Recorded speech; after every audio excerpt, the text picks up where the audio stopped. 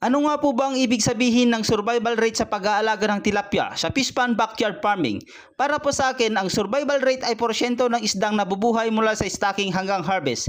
Ibig sabihin, ilan ang nakaligtas na pinakawalan ko. Dito po sa aming fish pond, nag-stock po kami ng 60,000 na fingerlings na tilapia at bawat fish pond po namin ma-stock na 20,000 na tilapia. Pero dumating ang summer season at naabutan po kami ng summer season. Nagkulang po kami sa supply ng tubig at halos 3 linggo kaming hindi nakapag-flushing. Kaya bumaba po yung survival rate ng mga alaga namin tilapia. Tansya ko po, nasa 50% to 60% lang. Ganito pala, kapag kulang ang supply ng tubig, tumataas ang ammonia at bumababa ang oxygen. Kaya may namamatay na tilapia.